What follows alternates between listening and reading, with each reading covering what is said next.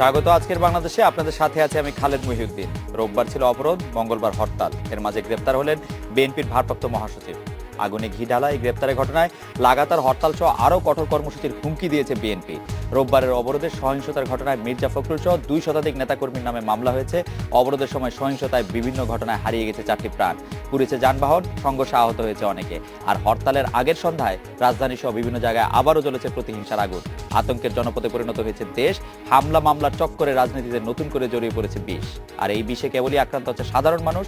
আজকের বাংলাদেশে আমরা খুঁজবো কিছু প্রশ্নের উত্তর। ধ্বংসের রাজনীতির জবাবদিহি কবে করবেন রাজনীতিবিদেরা? মানুষকে জিম্মি করে চলা রাজনীতির শেষ কোথায়? আদর্শ নাকি প্রতিহিংসা, কোন পথে চলছে প্রধান দলগুলো? সমঝোতার কোন পথ কি এখনো খোলা আছে? জানিয়ে রাখি, আজকের বাংলাদেশে মতামত প্রশ্ন পাঠাতে SMS করতে পারবেন ইমেল করতে, লিখতে পারবেন ফেসবুক ও টুইটারেও। এসব বিষয় নিয়ে আলোচনা করতে আজ স্টুডিওতে আছেন বিএনপি চেয়ারপারসন উপদেষ্টা জনাব ইকবাল হাসান মাহমুদ টুকু, আছেন বাংলাদেশের সমাজতান্ত্রিক দল বাসদের সাধারণ সম্পাদক কমরেড খালেকুজ্জামান এবং সুপ্রিম কোর্ট আইনজীবী সমিতির সাবেক সম্পাদক অ্যাডভোকেট সমর রেজাউল করিম। স্বাগত আপনাদের। এছাড়া আমরা সরাসরি কথা বলবো চট্টগ্রাম উত্তর জেলা জাতীয় পার্টির সভাপতি সাবেক সংসদ সদস্য মাঝারুল হক শাহ চৌধুরী, সিলেট থেকে বাপা সাধারণ সম্পাদক আব্দুল করিম কিম এবং খুলনা থেকে ব্যবসায়ী গোলাম মোস্তফার সাথে। স্বাগত আপনাদেরও। জনাব ইকবাল হাসান মাহমুদ টুকু, এই যে হরতাল, অবরোধ এবং যে কর্মসূচিগুলি গত মঙ্গলবার থেকে শুরু এখন পর্যন্ত চলছে, জনগণের তা সমর্থন করছে? কি মনে হয় আপনার, মানে জনগণের সমর্থন আছে এই কর্মসূচিগুলির মধ্যে? আমি তো মনে করি জনগণের সমর্থন আছে। তার আগে এই হরতাল অবরোধের প্রোগ্রামে যাওয়ার আগে আপনাদের নিশ্চয়ই মনে আছে যে আমরা গত 6-7 মাস আমরা কোনো হার্ড প্রোগ্রামে যাইনি। আমরা সরকারকে টাইম দিয়েছি যে আমাদের যে দাবি, কেয়ারটেকার গভর্নমেন্টের যে দাবি, সেই দাবির জন্য। এবং আমরা শেষ পর্যন্ত আমরা বলেছি যে ডিসেম্বরের মাসের মধ্যে আমাদের এই দাবিটা মেনে নিলে আমরা কোনো হার্ড প্রোগ্রামে যাব না। তো সর্বশেষ আমাদের চেয়ারপারসন দেশনেত্রী খালেদা জিয়া 28 তারিখে যে প্রোগ্রামটা থ্রো করলো, অবরোধে যে প্রোগ্রামটা থ্রো করলে, এটা তো সবাই জানে, সবাইকে জানানো হয়েছে। আমরাও মিটিং করেছি, মিছিল করেছি, সবাইকে সতর্ক করেছি। অ্যান্ড এটা কিন্তু খুব হার্ড প্রোগ্রাম ছিল না। মাত্র 6টা থেকে 2টো পর্যন্ত রাজপথগুলো অবরোধ থাকবে, এটাই ছিল।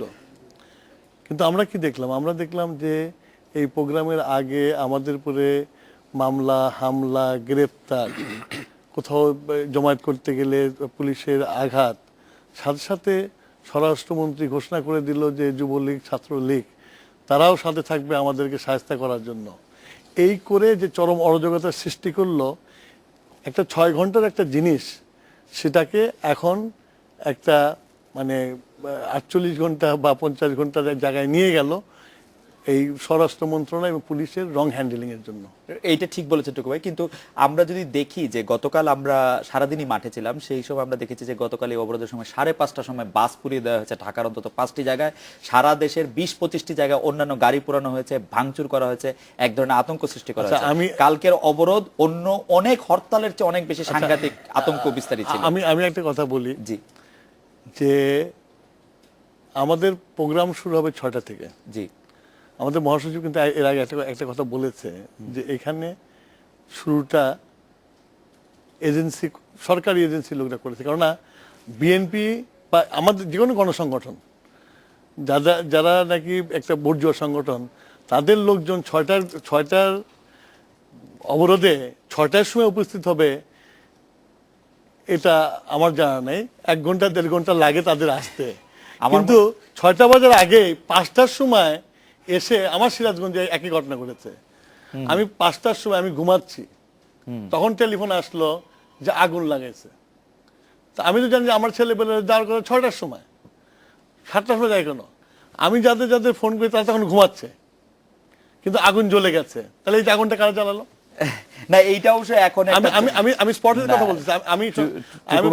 এইটা বোধহয় এখন একটা মানে ইয়েতে দাঁড়াইছে, মানে চর্চায় দাঁড়াইছে যে আমরা সবকিছুই এজেন্সি বা এরকম। কিন্তু যদি পরিস্থিতিটা আপনি যদি আপনার মহাসচিবের কথাই বলেন, আপনার মহাসচিব বলেছেন যে আমরা প্রত্যেকটি সড়ক এবং মহাসড়ক অবরোধ করে বসে থাকবো এবং কোনো যানবাহন, সড়ক এবং মহাসড়ক মানুষজনের সিএনজি গাড়ি জ্বালিয়ে দিলে মানুষজন ইয়ে করবে না। না, আমি তো বলছি 5টার সময় শুরু হলে কেমন? আমাদের প্রোগ্রাম 6টা থেকে। আমার প্রশ্নটা এইটাই। এবং আমাদের যেসব ছেলে পেলে যাবে সেসব ছেলে ঘুমাচ্ছে। তাহলে বাস টাস যারা ভাঙছে আমরা যাদের ছবি তুলে এনেছি তারা সরকারের পেইড লোক এরকম বলছেন আপনারা দেখেন, আমি আমি আমি আমি তো মনে করি যে আমাদের লোকজনের ইনভলভমেন্ট খুব একটা বেশি ছিল বলে মনে হয় না। খালেকুজ্জামান ভাই, আপনি কি মনে করেন যে এই যে হরতাল অবরোধের মতো কর্মসূচিতে জনগণের সমর্থন থাকে, জনগণের মতামতের প্রতিফলন ঘটে এইরকম কর্মসূচিতে গত কয়েকদিন ধরে যেটা চলছে? প্রথম কথা হলো আজকে যে বিশ্বজিতের হত্যা এবং একটা বাসের নিচে একজন মানুষ চাপা পড়ে যেটা পুটলি হয়ে গেল, এই দৃশ্য দেখার পরে আমি এখনো স্বাভাবিক না। আমার মনে হয় ওনারা দুইজনও স্বাভাবিক অবস্থানে, আপনিও নাই। এটা একটা দিক। আর একটা দিক হলো যে হরতাল, সেটা হচ্ছে আসলে বিক্ষিপ্তভাবে জনগণের যে সমস্বার্থ এবং নিবিড় ঐক্য সেটাকে তুলে ধরার একটা উপায়, একটা গণতান্ত্রিক আন্দোলনের একটি হাতিয়ার এবং জনগণের অধিকার দাবি আর বাস্তবায়নের জন্য একটা উপায়। কিন্তু এখন যে হরতালের কথা আপনি বলছেন, যেমন আমরা একটা হরতাল দিছি 18 তারিখে, সম্পূর্ণ একটা মৌলিকভাবে পার্থক্য আছে এই হরতালের সঙ্গে। প্রথম হলো যে আপনার কেন এই অবস্থাটা হচ্ছে, জনমত পক্ষে যদি থাকে তাহলে ভায়োলেন্স করার দরকার হয় না। কারণ এমনি ধরেন একটা নীতিহীন রাজনীতির কারণে যে জিনিসটা হয়, যেমন উনি বলছেন বুর্জুয়া রাজনীতি, বুর্জুয়া রাজনীতি ফিলোসফিক্যাল টলারেন্স, দার্শনিক সহনশীলতা, এটাকে মেনেই বুর্জুয়া রাজনীতি হয়। আমরা যদিও বলি যে সায়েন্টিফিক রিজনিং, বৈজ্ঞানিক যুক্তিবাদ ছাড়া গণতন্ত্র কার্যকর হয় না, আমাদের বাদ দেন, ওনাদের যতখানি আছে গণতান্ত্রিক সহনশীলতা, সেটা যদি থাকবে তাহলে আমরা সংখ্যাতে যাবে কেন? ইটসেলফ এটা ইন্ডিকেট করে যে আসলে নীতি এবং আদর্শ বর্জিত রাজনীতি চর্চা স্বাধীনতা উত্তর কাল থেকে এই পর্যন্ত চলে এসছে, তারই ক্রম ভয়াবহ রূপ একবার যা আমরা যা দেখছি তার চেয়ে আরও ভয়াবহ রূপে সেটা আত্মপ্রকাশ করছে, তার চেয়ে আরও ভয়াবহ রূপের দিকে সেটা যাচ্ছে।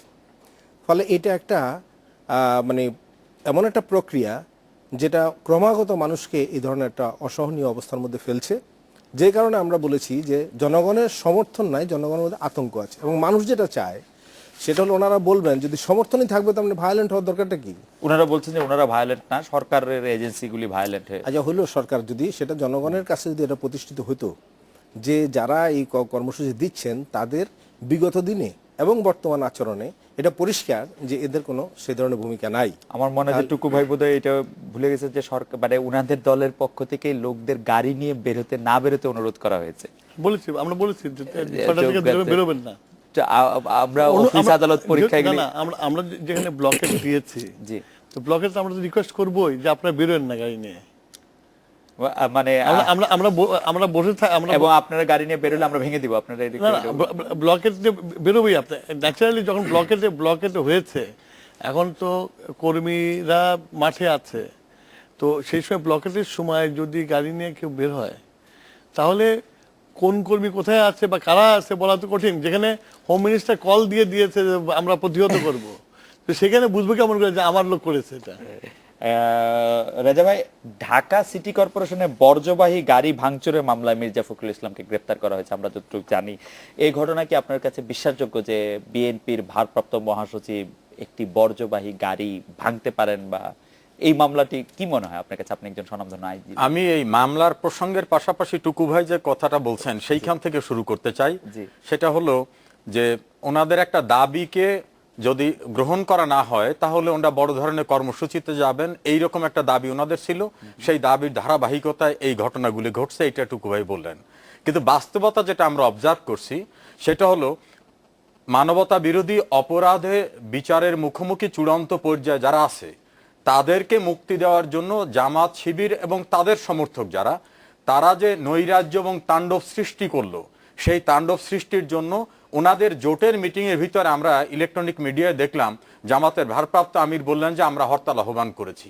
তাদের দাবিটা হলো যুদ্ধাপরাধীদের ছেড়ে দিতে হবে। বিএনপির পক্ষ থেকে বলা হলো যুদ্ধাপরাধীদের বিচারে আমরা রাজি, কিন্তু ওইটাকে ওনারা বলেন নৈতিকভাবে সমর্থন দিই। তার অর্থটা দাঁড়ালো যে যারা গ্রেপ্তার হয়ে আছে তাদেরকে ছেড়ে দেওয়ার জন্য যে দাবি, এই দাবির সঙ্গে তাদের নীতি নৈতিকতা একাত্ম হয়েছে। সেটার ধারাবাহিকতায় কিন্তু আজকের এই হরতালটা হলো, এই ধারাবাহিকতা কিন্তু হরতালটা হলো। আর মির্জা ফখরুল সাহেব কোনো একটা বর্জ্যবাহী গাড়ি ভাঙতে পারেন এইটা ব্যক্তিগতভাবে আমি বিশ্বাস করি না। তবে এই গাড়ি ভাঙার যে কনসিকুয়েন্সটার সামগ্রিক যে অবস্থাটা, সেই অবস্থাটা হুকুম যারা দিয়েছেন, দায় দায়িত্বটা কিন্তু আমাদের আইনে কিন্তু বিধান রয়েছে।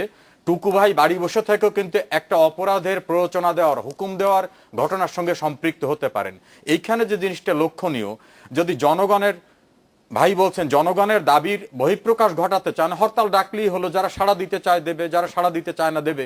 অবরোধ করে একজন নাগরিকের চলাচলকে বাধাগ্রস্ত করার অধিকার কনস্টিটিউশনে আওয়ামী লীগকে বলুন, বিএনপিকে বলুন, কাউকে দেওয়া হয়নি, বরং সুপ্রিম কোর্টের একাধিক মামলায় সিদ্ধান্ত হয়েছে হরতাল আহ্বান করতে পারবেন। এই প্রসঙ্গে বারবারই মানে আওয়ামী লীগের মানে বিএনপি শাসনামলের কথা আসে, যখন আওয়ামী লীগ অনেকগুলো হরতাল দিয়েছিল, 156 বা 256 এরকম একটি সংখ্যা। 156টা না, আমি বলছি যে অবরোধ দিয়ে আর একজনকে একই সাবজেক্টে আর টুকু ভাইরা অবরোধ না, হরতাল দিয়ে মানুষকে আহ্বান জানাতে পারেন, আহ্বান জানাবার গণতান্ত্রিক না, অধিকার আহ্বান তাদের আছে। জানাইছিল, ঘরে আমি বলছি না বসেছিল। আওয়ামী লীগ এবং বিএনপি না, বলে না, না। বলেছিল। কিন্তু এই অবরোধ করে রাস্তায় কাউকে চলতে দেব না, গাড়ি নিয়ে নামবেন না, এই জাতীয় অথরিটি জনগণের যে স্বাধীনভাবে চলাফেরা, তার যে মুক্ত অবস্থাটা, এটাকে অবস্ট্রাকল করার অধিকার তো কোনো রাজনৈতিক দলকে, এটা আমি আওয়ামী লীগ বিএনপি বলে বলছি না, কারা দিয়েছে। আর এইবারের যে ঘটনাটা, অবরোধটা, সেই অবরোধটা কিন্তু সহিংস অবরোধ ছিল, শুধু রাস্তায় বসে থাকা না। টুকু ভাই যতই বলুন না কেন, কিন্তু রেজা ভাই এটাও তো সত্য যে কর্মসূচিটা ছিল বিএনপির বা 18 দলের, কিন্তু আমরা তো দেখেছি ছাত্রলীগ, যুবলীগ, আওয়ামী লীগ সহ বিভিন্ন অঙ্গ সংগঠন রাস্তায় বেশ সরব। আমি মারামারি করেছি কিনা সেই প্রসঙ্গে আসতেছি না। তারা মানে আপনাদের তো কোনো আওয়ামী লীগের তো কোনো কর্মসূচি ছিল না, ওরা রাস্তায় ছিল কেন? তবে যে কোনো নাগরিকের কিন্তু মৌলিক অধিকার আছে, আমি আওয়ামী লীগ বলে বলবো না। হ্যাঁ, আমি একজন সাধারণ নাগরিকও যদি হই, আমাকে যদি অবস্ট্রাকল করে দেয় যে অবরোধ করলাম, চলতে দেব না, নাগরিকের কনস্টিটিউশনাল রাইট আছে তার কিন্তু চলাফেরা করার। সেক্ষেত্রে যদি কেউ বাধা সৃষ্টি করে, সেই বাধাকে প্রতিবাদ করার অধিকার কিন্তু অন্য নাগরিক। তার মানে নাগরিকদের সহায়তা করার জন্য যুবলীগ, আওয়ামী লীগ, যুবলীগ বলে না, যে কোনো সংস্থাতন নাগরিকে চলে আসতে পারে। সেটা যুবলীগ যদি কেউ আমরা করেন, যুবলীগ, সেও ছাত্রলীগ, নাগরিক। আওয়ামী লীগের যে ব্যানারটা কেউ আসতে দেখতে পারে। ওইটা সাধারণ নাগরিককে সহায়তা আমি করার একটু জন্য। জি, কলিম সাহেবের একটা জিনিসের উত্তর দিতে চাই, যে এই যে আমাদের কেয়ারটেকার গভর্নমেন্টের আন্দোলনকে ওনারা এই যুদ্ধ মানবতা বিরোধী বিচারের সাথে লিঙ্ক করছে। কালকে আমাদের নুরুল কবির সাহেব একটা চমৎকার একটা সমাধান দিয়েছেন।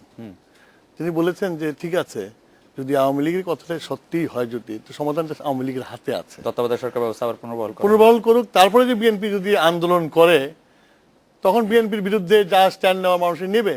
কিন্তু টুকু ভাই, আপনি কি সত্যিই মনে করেন যে তত্ত্বাবধায়ক সরকার সংক্রান্ত সুপ্রিম কোর্টের আপিল বিভাগের রায়ের পরে এটা আর সরকারের হাতে আছে ব্যাপারটা আবার পুনর্বহাল করার ক্ষেত্রে? সুপ্রিম কোর্টের রায় তো যখন বের হয় নাই, তখনই তো শর্ট এই অর্ডারের উপরে হয়ে গেল, এবং সুপ্রিম কোর্টের রায়ের অর্ধেকটা ওনারা ইমপ্লিমেন্ট করলেন, অর্ধেকটা করলেন না। ওনারা তো বলছে 2টা ইলেকশন করতে পারে, সেটা শুনলেন না কেন? খালেকুজ্জামান ভাই, এটা নিয়ে কিছু বলবেন? যে একটা প্রস্তাব আসছে যে আওয়ামী লীগ যদি মনেই করে যুদ্ধাপরাধের বিচার করতে বিএনপি রাস্তায় নামেছে, তো তত্ত্বাবধায়ক সরকার ব্যবস্থাটা পুনর্বহাল করলেই পারে। এটা কি সম্ভব এখন? একবারের জন্য করলেই তো পারে। তো জি, এখানে টেস্ট করার জন্য আমাদের তত্ত্বাবধায়ক সরকারটা গুরুত্বপূর্ণ না।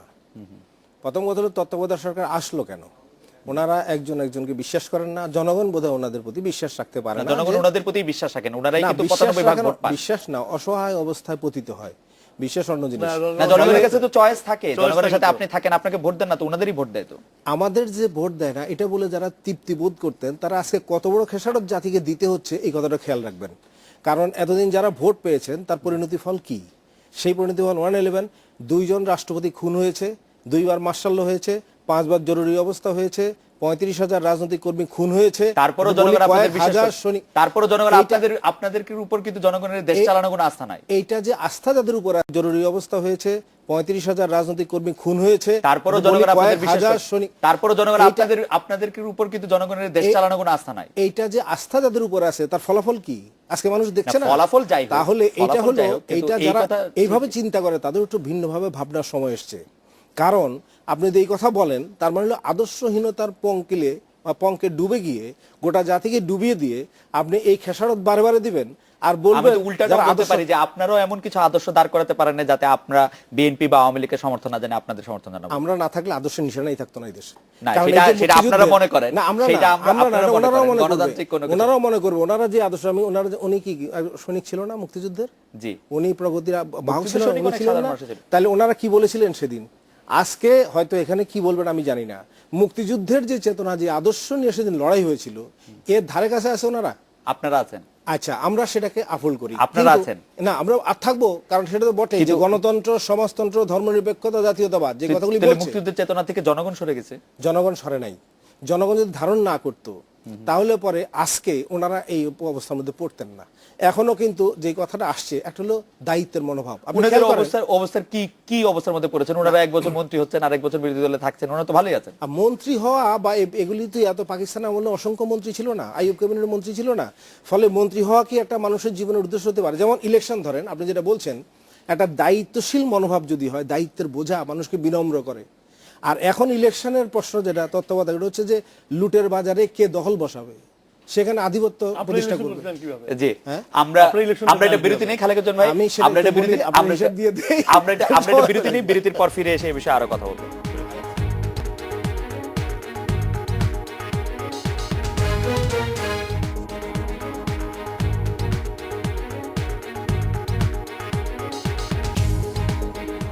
বিরতির পর ফিরে এলাম আজকের বাংলাদেশে। এ পর্যায়ে আমরা কথা বলবো চট্টগ্রাম উত্তর জেলা জাতীয় পার্টির সভাপতি সাবেক সংসদ সদস্য মাজারুল হক শাহ চৌধুরীর সাথে। জনাব মাজারুল হক শাহ চৌধুরী, আপনি কি মনে করেন যে মির্জা ফখরুল ইসলাম আলমগীরের গ্রেপ্তার এবং অন্যান্য মামলার ফলে আমরা যে অরাজকতা, অবরোধ, হরতাল, নাশকতা দেখছি তা কমবে নাকি বাড়বে? জনাব মাজারুল হক শাহ চৌধুরী, আপনার কি মনে হয়?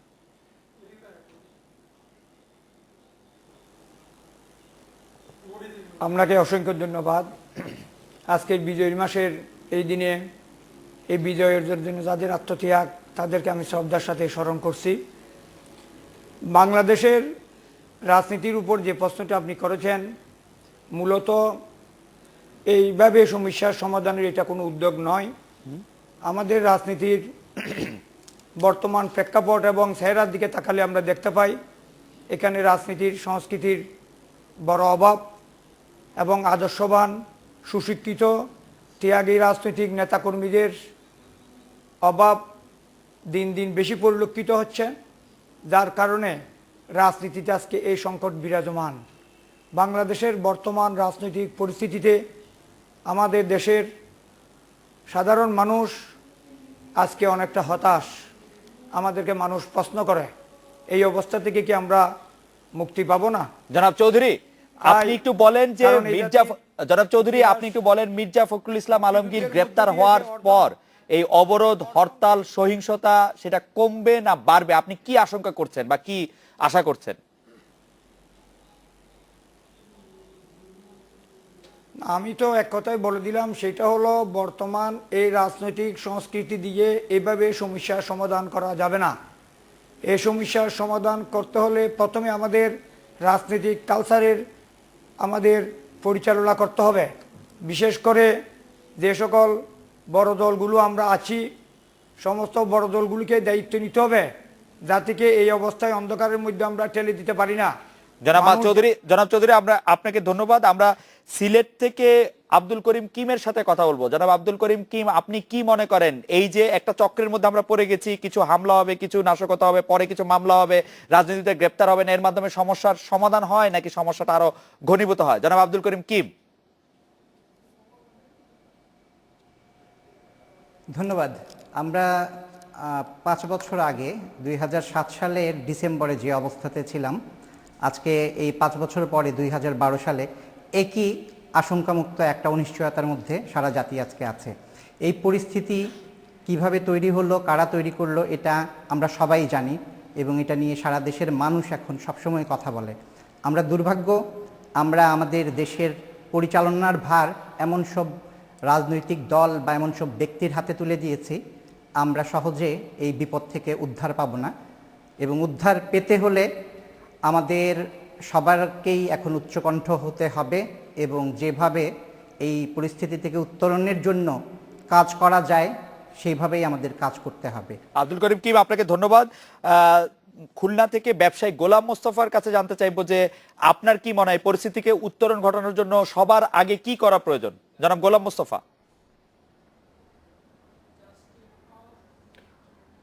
ধন্যবাদ খালেদ ভাই। আমি যেটা দেখছিলাম যে গতকালকে এবং আজকে খুলনার অবস্থা একেবারে থমথমে, মানুষের মধ্যে একটা হতাশা বিরাজ করছে।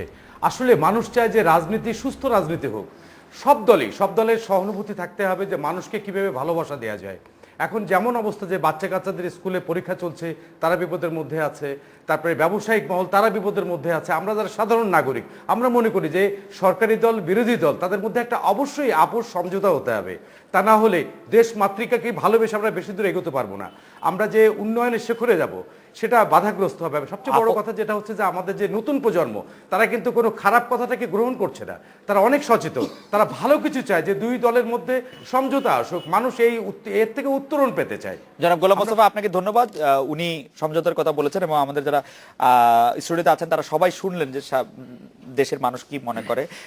জনাব রেজাউল করিম, আপনার কাছে টুকু ভাই যে প্রসঙ্গটির অবতারণা করেছিলেন কালকে নুরুল কবির ভাইয়ের কথা ধরে, যে তত্ত্বাবধায়ক সরকার ব্যবস্থা পুনর্বহাল করে দেখা যায় কিনা যে বিএনপি এই যুদ্ধ অপরাধের বিচারের সঙ্গে বা বিচার বাধাগ্রস্ত করতে বিএনপি যুদ্ধ অপরাধের সঙ্গে থাকে কিনা, এইটা কি করা যায়? এটা করার কোনো উপায় আছে যে আমরা দেখতে চাই? দেখুন, প্রথম কথাটা হলো তত্ত্বাবধায়ক সরকার ব্যবস্থা, আমি যদি আইন মানি, আমি যদি আদালত মানি, আমি যদি সংবিধান মানি, তাহলে আমাদের সংবিধানের 111, 112 অনুচ্ছেদে বলা হয়েছে সর্বোচ্চ আদালতের দেওয়া সিদ্ধান্ত সকলকেই মানতে হবে।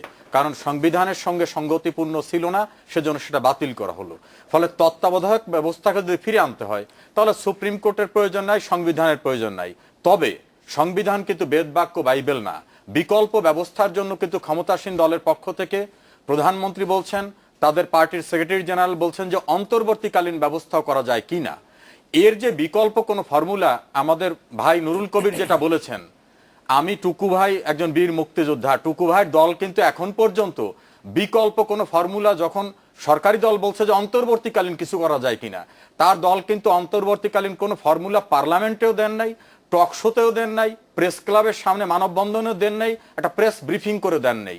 সেই ক্ষেত্রে এই ব্যবস্থা করার পরেও যে কোনো সমাধান আসবে এর নিশ্চয়তা দিয়ে যদি বিএনপি একটা স্টেটমেন্ট দিত যে তত্ত্বাবধায়ক না হোক, অন্তর্বর্তীকালীন হোক, যে নামে হোক একটা করেন, আমরা যুদ্ধ অপরাধীদের বিচারে কোনো বাধা সৃষ্টি করব না, তাদের পক্ষ থাকবো না, এমন মতামত কিন্তু নুরুল কবির রাখছেন, টুকু ভাই দলের পক্ষ থেকেও বলেননি। ফলে এটা সরকারি দলের পক্ষ থেকে দেয়া সম্ভব কিনা? সরকারি দলের পক্ষ, কারণ সরকারি দল তো সাংঘাতিকভাবে সংখ্যাগরিষ্ঠ এর মধ্যে। সরকারি দলের তো এককভাবে সিদ্ধান্ত নিলে হবে না, সরকারি দল সকলকে সমন্বিতভাবে সিদ্ধান্ত নিতে হবে। তারা কিন্তু বলছে সংসদে বা সংসদের বাইরে গিয়েও কিন্তু আলোচনায় তারা তাদের দ্বার উন্মুক্ত রেখেছে। আলোচনার ক্ষেত্রে তো আপনারা একটা কথা বলেই রাখছেন যে আপনারা তত্ত্বাবধায়ক সরকার, তত্ত্বাবধায়ক নাম তো ব্যবহার করার সুযোগ নাই, অন্তর্বর্তীকালীন যে কোনো ব্যবস্থা। নির্দলীয় সরকারের ব্যাপারে তো আপনারা বলেন না। নির্দলীয় বলতে তো কেউই না, এটা আমার টুকু ভাই নেত্রীও বলছে, নির্দল বলতে কাউকে বোঝানো যাবে না, প্রত্যেকেই তো ভোট দেয় কোথাও না কোথাও। আমি মনে করি যে আলোচনার মধ্য দিয়ে একটা সমাধান অবশ্যই বেরিয়ে আসা সম্ভব।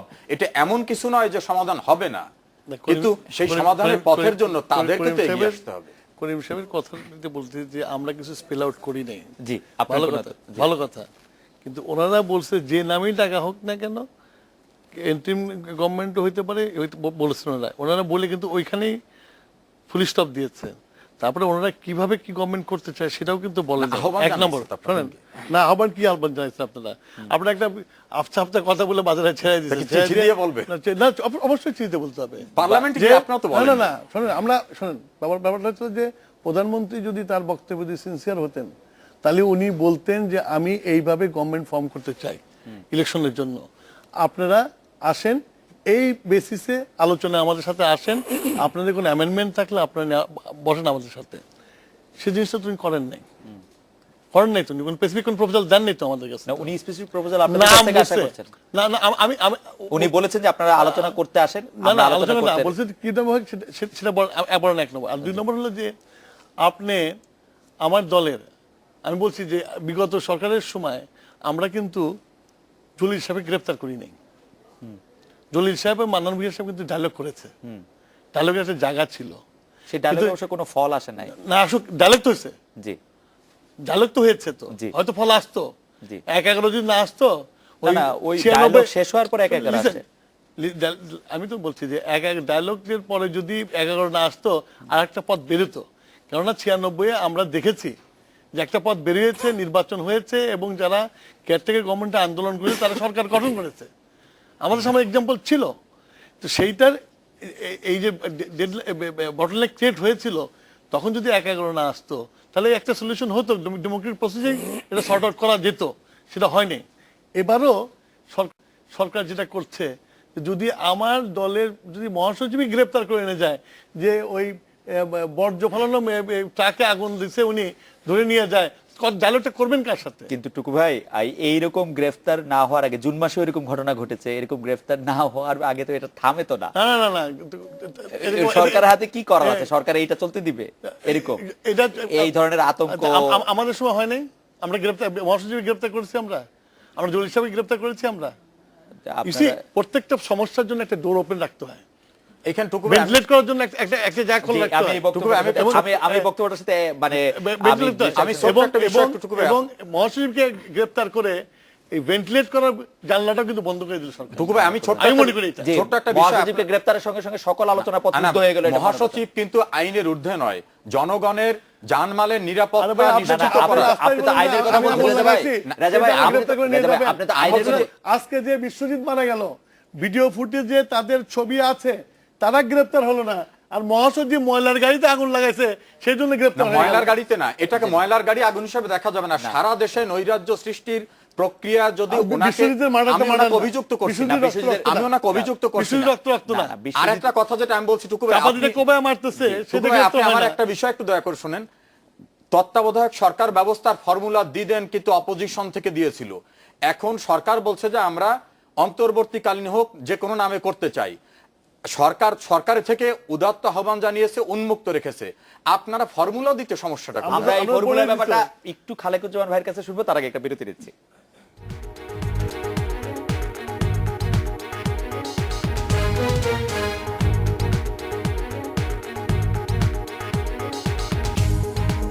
বিরতির পর ফিরে এলাম আজকের বাংলাদেশে। বিরতির আগে বলেছিলাম যে খালেকুজ্জামান ভাইয়ের কাছে এই ফর্মুলাটা নিয়ে জানতে চাবো, কিন্তু তার আগে আমাদের দর্শকরা অসংখ্য প্রশ্ন করছেন, এটা রেজা ভাইকে এই প্রশ্ন জবাব দিতে হবে। শুধু একজনের কথা একটু পড়ে শোনাই, ওনার নাম শারমিন। উনি বলেছেন আজ পর্যন্ত কোনো লিডারের সন্তান রাজপথে মরেনি, বোকা পাবলিক আমরাই মরি।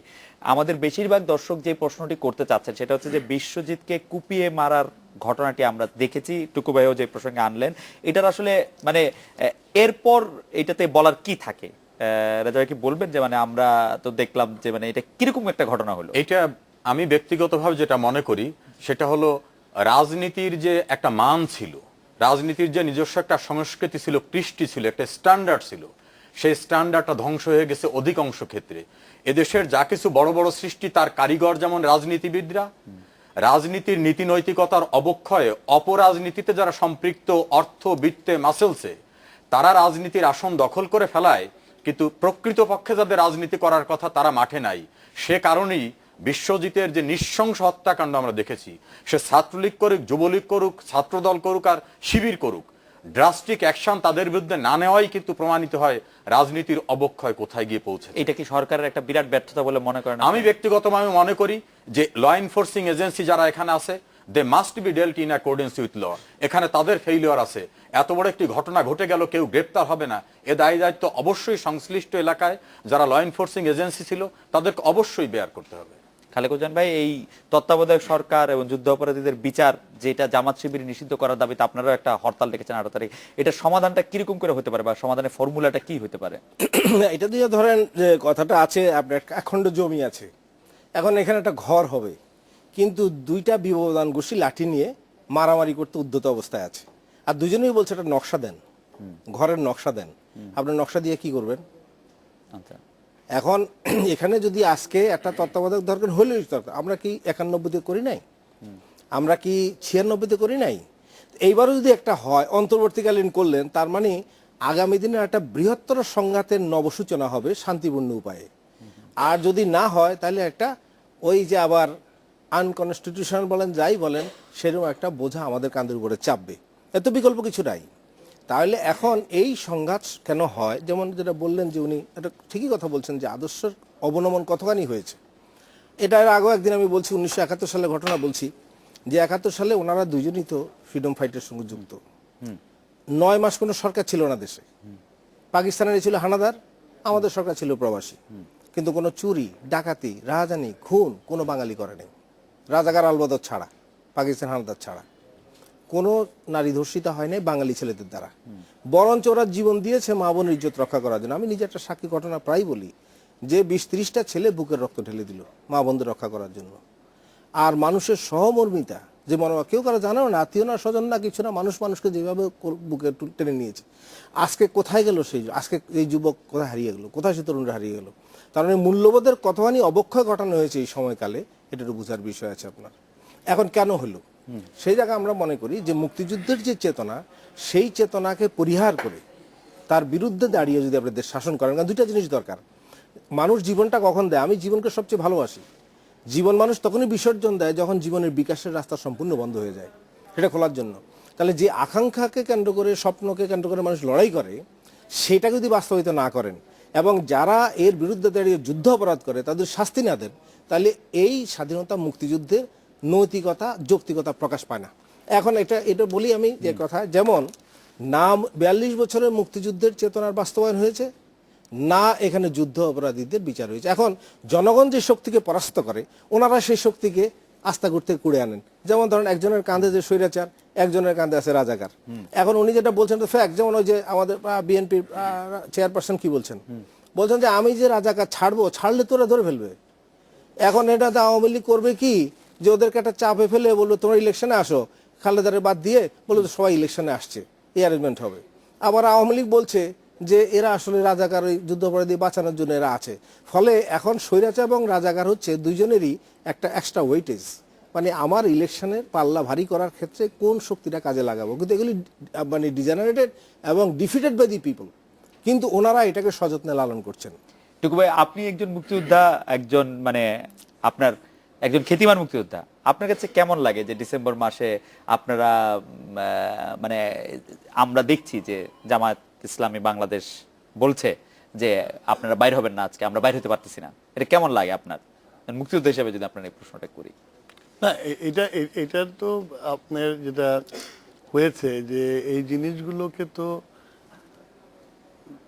যে আজকে যে অবস্থায় চলে আসছে আর কি, তো সেটা ওই যে আমি উনি বলতে বলতে আমার একটা মনে হচ্ছিল যে ইবনে খালদুনের rise and fall of state, আসাভিয়ার কথা মনে হচ্ছিল আর কি। যে মুক্তিযুদ্ধ আমরা যখন করেছিলাম তখন আমাদের একটা গোল ছিল যে দেশকে স্বাধীন করতে হবে আর কি। আসাবিয়াটা তো হচ্ছিল যে বেদুইনদের ব্যাপারটা, তো ওরা যখন এই এই দেশ সৃষ্টি হলো, এখন দেশ সৃষ্টি হওয়ার পরে যা যা হওয়ার কথা, সেই সব জিনিসগুলো যদি না হয় তাহলে কিন্তু এইরকম একটা জায়গায় পতিত হতে হয় আর কি। আমাদের দেশ স্বাধীন হওয়ার পরে যে কাজগুলো করার কথা ছিল সে কাজ করা হয়নি। এমনকি যে 176 জন যে মানে ওয়ার ক্রিমিনাল ট্রায়াল করার কথা ছিল, আমরা সিমলা চুক্তিতে সেটাকেও ছেড়ে দিলাম। আমরা 195 রাইট, আমরা ছেড়ে দিলাম সেই কথা যদি আমরা বাদও দিই। আচ্ছা, এখন যেটা হচ্ছিল যে আমাদেরকে এই আজকে ডিসেম্বর মাসে যেটা হয়েছে, এটা এই পিরিয়ডটা যদি হয়ে যেত তাহলে এটা হতো না একটা। রাইট, আমরা রেজা ভাইয়ের কাছে জানতে চাইবো যে রেজা ভাই, আমরা অনেক কথা শুনি বটে যে আওয়ামী লীগ মুক্তিযুদ্ধের পক্ষের শক্তি, কিন্তু আওয়ামী লীগ তো এখন যেভাবে সরকার পরিচালনা করছে বা যেই মূলনীতি সংবিধানে আছে সেটা তো মুক্তিযুদ্ধের মূল চেতনা থেকে অনেকখানি দূরে। আপনি কি এটা মনে করেন না যে, এবং জামাত শিবির নিষিদ্ধ করার জন্য সিপিপি কে, বাম দলগুলিকে হরতাল রাখতে হবে কেন? এখানে মানে যদি ধর্মভিত্তিক রাজনীতি এত খারাপই হয়, আপনারা তো মানে আওয়ামী লীগ সরকার তো এটা নিয়ে মানে ইয়ে করতে হবে কেন? না, আমি বলছি যে টুকু ভাইকে আমি ব্যক্তিগতভাবে চিনি, বীর মুক্তিযোদ্ধা এবং যুদ্ধোত্তর বাংলাদেশেও তার একটা গৌরবজনক ভূমিকা, কথা নিশ্চয় অস্বীকার করার সুযোগ নাই। টুকু ভাই, আপনার কথার যে ব্যাখ্যাটা দিলেন সেই ব্যাখ্যাটা হলো যে দেশকে স্বাধীন করার যে লক্ষ্যটা ছিল সেই লক্ষ্যটা বাস্তবায়িত না হওয়ার কারণে কিন্তু অবনতিশীল অবস্থা আজকে এখানে পৌঁছেছে। দেশ একটা যুদ্ধবিধ্বস্ত দেশে আওয়ামী লীগ তৎকালীন জাতির জনক বঙ্গবন্ধু নেতৃত্বে সময় পেলেন খুব সীমিত সময়। এর ভিতরে 75-এর 15 আগস্ট বঙ্গবন্ধুকে হত্যা করার পরেই কিন্তু মুক্তিযুদ্ধের চেতনার ঠিক পরিপন্থী অবস্থাটা ফিরে আসছে, এবং সেই ক্ষেত্রে যুদ্ধাপরাধীদেরকে প্রোভাইড করা, পুনর্বাসিত করা, রাজনীতির ধারাকে পরিবর্তন করা, সমস্ত ঘটনাগুলো কিন্তু 75-এর 15 আগস্টে পরে হয়েছে। কাজে অভিযোগটা এভাবে এস্টাবলিশ করা যায় না যে ওই মুক্তিযুদ্ধের চেতনাকে প্রতিষ্ঠিত করতে না পারার ব্যর্থতা কিন্তু হয়েছে। এই 4 বছরে তো আমরা মুক্তিযুদ্ধের চেতনাকে প্রতিষ্ঠিত করতে দেখি নাই। না, আরেকটা জিনিস দেখতে হবে, বড় মুক্তিযুদ্ধের চেতনা থেকে অনেকখানি দূরে সরে গেছে। যে- সংবিধানে বিসমিল্লাহির রহমানির যে রহিম জায়গাটা পাকাপোক্ত হয়েছে, পৌঁছেছে, ধর্মনিরপেক্ষতার বদলে আমি সেই জায়গাটা আসছি, জি। যে বিষয়টা সৃষ্টি হয়েছে, আমাদের কনস্টিটিউশনে ধর্মভিত্তিক দল করা যাবে না, এটা আর্টিকেল 38-এ ছিল।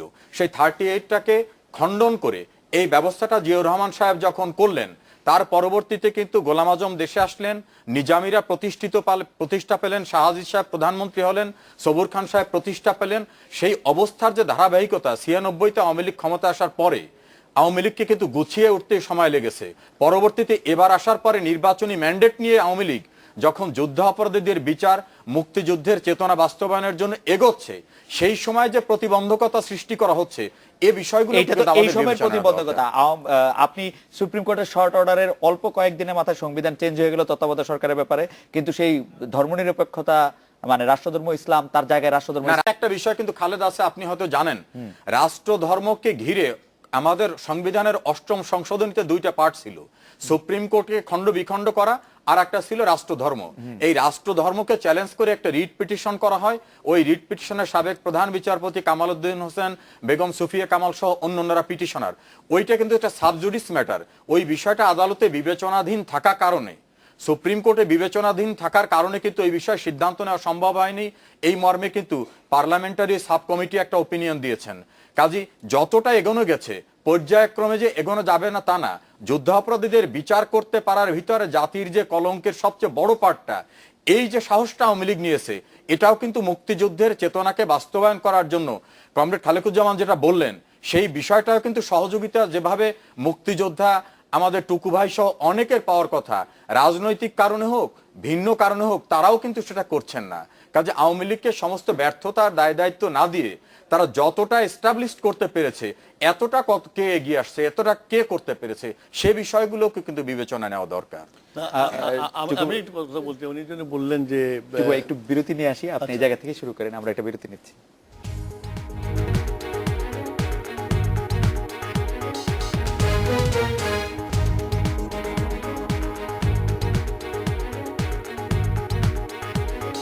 বিরতির পর ফিরে এলাম আজকের বাংলাদেশে। টুকু ভাই, আপনি বিরতির আগে বলছিলেন রাজা ভাইয়ের কথার জবাবে।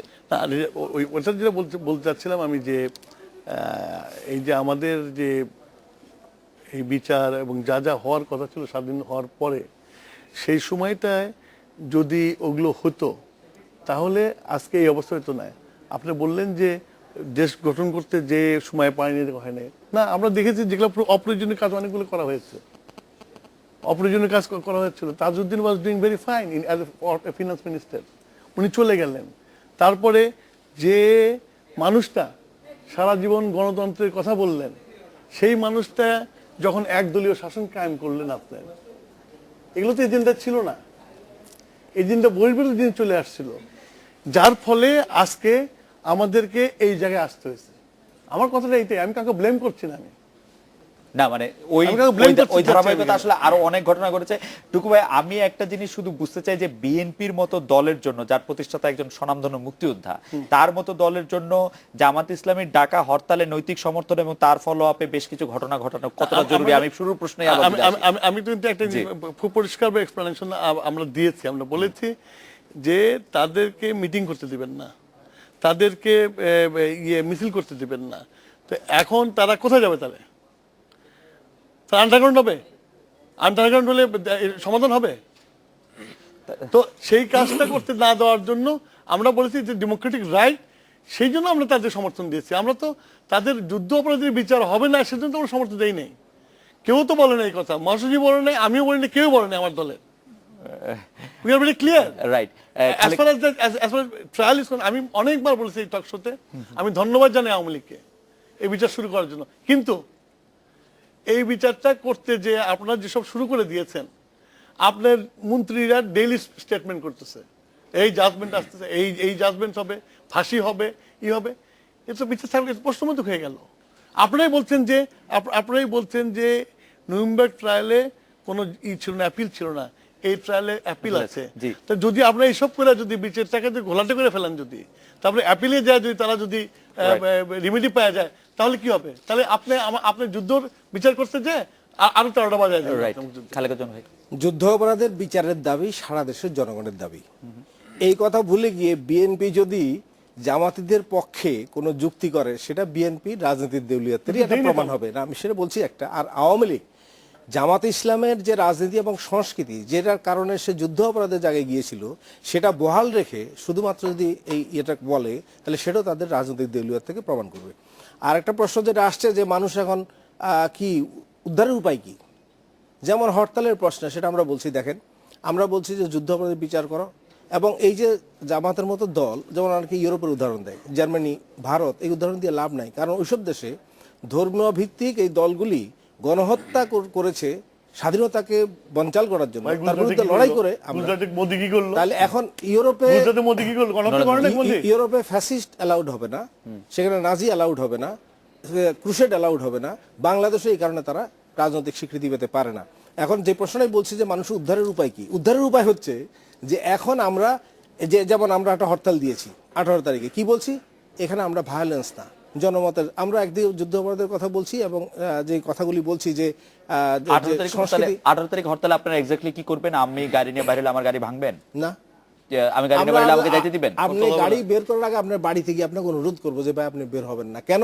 কারণ আমরা অনুরোধ দেখেন কি হাতে জনগণের লাঠি পক্ষে নিয়ে? না, আমাদের মুখের কথা বলার শক্তি আছে এবং আমাদের একটা না, জনগণ রাজনৈতিক কি আদর্শ মেসেজ আছে। পাবে? যে বাইরে যেতে চায় সে বাইরেতে পারবে, নিশ্চয়ই পারবে, কিন্তু আমরা তাকে অ্যাপিল করব। আরেকটা হচ্ছে যে আমরা এটা বাড়ি কি বাড়ি বলছি? গিয়ে appeal করলে এটা একটু আমরা হুমকির মতো বলছি- মনে হচ্ছে খালেকুজ্জামান। না, আমরা সেটা যতটুকু পারি, আমাদের শক্তি আছে, কারণ এইভাবেই একটা জাগরণ হবে।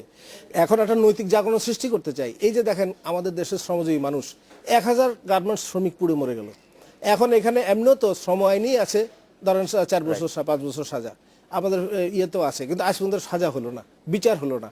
তাহলে একদিকে পাকিস্তান আমলে এই শ্রমিকরা তারা 1 মাসের বেতনে 5 মণ চাল কিনতে পারতো, আর এখন স্বাধীন দেশে আপনার 1.5 মণ চাল কিনতে পারে না। রাইট। আর এই যে অবস্থা, তাহলে শ্রমিকদের আমরা দাবি আমরা করেছি। আমরা একটি অর্থনৈতিক সমীক্ষা পড়লাম যে আমাদের চাল কেনার ক্ষমতা আরেকটু বাড়ছে আসলে না, স্বাধীনতার সেটা- সময় সেই থেকে। অর্থে বাড়ে নাই। তারপর দেখেন তাদের দুর্দশা কি, তাদের জন্য কোনো কলোনি নাই, তাদের জন্য কোনো স্কুল নাই, আমরা একটু হাসপাতাল নাই। রেজা ভাইয়ের কাছ থেকে একটু জানতে চাইবো যে রেজা ভাই, এটা শেষ প্রশ্ন, অনেকেই এই প্রশ্নটা করছেন যে যুদ্ধ অপরাধী বা মানবতা বিরোধী অপরাধের সাথে যারা সংশ্লিষ্ট তারা শুধু বিএনপি বা জামাতে ইসলামী আছে, জামাতে ইসলামীতেই আছে কিনা। অনেকে বলছেন যে এটা অন্য দলেও আছে, সেই ক্ষেত্রে আপনারা কি করছেন? ওনারা মন্ত্রী বানাইছেন। দেখুন, আমার ব্যক্তিগত যেটা অভিজ্ঞতা সেটা হলো চিহ্নিত যুদ্ধ অপরাধী যারা, তাদেরকে রাজনীতিতে পুনর্বাসিত করা, রাজনীতিতে তাদের আসার সুযোগ করে দেওয়া, সাংবিধানিক অধিকার দেওয়া এবং চূড়ান্তভাবে স্বাধীন বাংলাদেশের পতাকা তাদের গাড়িতে তুলে দেওয়ার যে ঘটনাগুলি একটা সেকশন থেকে হয়েছে, বিএনপি এবং জাতীয় পার্টির সময় কিন্তু যুদ্ধ অপরাধী স্বাধীনতা বিরোধীদের মন্ত্রী হয়েছে, বিভিন্ন জায়গায় প্রোভাইড হয়েছে। আওয়ামী লীগের কথা অন্তত আমি বলতে পারি নাগরিক হিসাবে, যে আওয়ামী লীগে কোনো যুদ্ধ অপরাধী নুরু মোল্লা কি ছিল? রাজনীতিতে প্রতিষ্ঠিত কোনো অবস্থানে গেছে এমন যদি কোনো অভিযোগ থাকে, আইন অনুযায়ী যে কেউ কমপ্লেন করতে পারেন। মাঝে মধ্যে দেখি বিএনপি থেকে বলা হয় যে সেখানেও আছে। বিএনপি কিন্তু এখন পর্যন্ত একটা ফরমাল কমপ্লেন লস করেনি। আর টুকু ভাইয়ের প্রতি আমার কিছু অভিযোগও থাকে, সরিষাবাড়ি সেটা হলো নুরু টুকু মোল্লা ভাই কি একটা ছিল? কথা বলছেন, যখন সরিষাবাড়ি নুরু মোল্লা কি ছিল? জামাতকে যখন মিটিং করতে দেওয়া না হয়েছে, তার ডেমোক্রেটিক রাইট দেওয়া হয় নাই, তখনই আমরা সাপোর্ট দিয়েছি। জামাত কি মিটিং করতে চেয়েছিল? আমার স্বাধীনতার বিজয়ের মাসে যুদ্ধ অপরাধীদের ছেড়ে দেওয়ার দাবিতে মিটিং, রাইট। সেটাকে সাপোর্ট করার মিটিংকে ওনরা সাপোর্ট করেছেন, এটা বিশ্বাসযোগ্য হয়। আমরা আজকের এই আলোচনায় অংশ নেওয়ার জন্য জনাব ইকবাল হাসান মাহমুদ টুকু, কমরেড খালেকুজ্জামান এবং জনাব সৌম্য রেজাউল করিম, আপনাদের অনেক ধন্যবাদ। এই ছিল আজকের বাংলাদেশে, দেখা হবে আগামীকাল এই সময়। শুভরাত্রি।